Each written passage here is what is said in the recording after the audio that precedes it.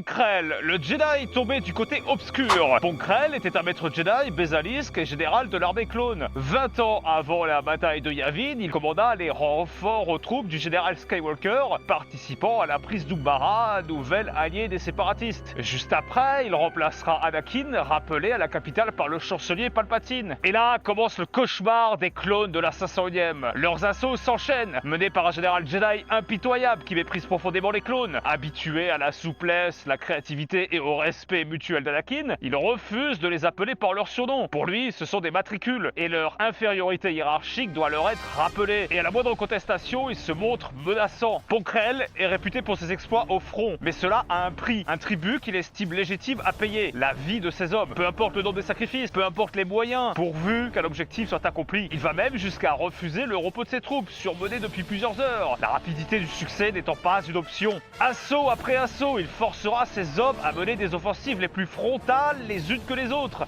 dépourvu de toute stratégie. Il reconnaîtra avoir des méthodes différentes des autres Jedi, mais voilà, ces batailles, il les gagne. Il sème la discorde au sein de la 501e. D'un côté, les soldats obéissant aveuglément aux ordres, et de l'autre côté, ceux qui défendent l'honneur, la loyauté envers leurs frères et la justice, quitte à désobéir. Une discorde qui atteindra son paroxysme alors que se déroule un peloton d'exécution improvisé par Krell, après que deux hommes aient choisi de désobéir pour détruire un vaisseau cargo qui alimentait la capitale umbarienne, permettant ainsi de tenir face aux troupes de la République. Mais aucun honneur de prévu, juste des frères ayant reçu l'ordre de les exécuter. Mais la fraternité l'emportera. Ce qui sera vu comme une énième insubordination par Krell se produisit. C'en est assez de ces clones qui réfléchissent. Il faut qu'ils payent et qu'ils servent les intérêts égoïstes de Krell. Deux sections séparées recevront des informations par le général Fu. L'ennemi a volé de l'équipement clone. Il s'apprête à mener un assaut de grande envergure, probablement déguisé en soldat de la République. Des ordres sont donnés. Repousser l'usurpateur ennemi. Les deux sections, dupées et pensant avoir affaire à l'ennemi umbarien, s'affrontent et s'entretuent. Le capitaine Rex découvre la supercherie, mais c'est trop tard. Nombreux clones viennent de commettre un fratricide. Krell est arrêté après un combat meurtrier contre ses propres troupes. Il avoue avoir eu une vision d'un futur sans Jedi, où la République, minée par la guerre et la corruption, serait remplacée par un empire galactique. Décidé à survivre, il veut en faire partie de cet empire et se rallier à Dooku, prêt à s'agenouiller comme un apprenti devant son maître. La peur de disparaître a transformé l'ancien maître Jedi en artisan du côté obscur. Une menace subsiste.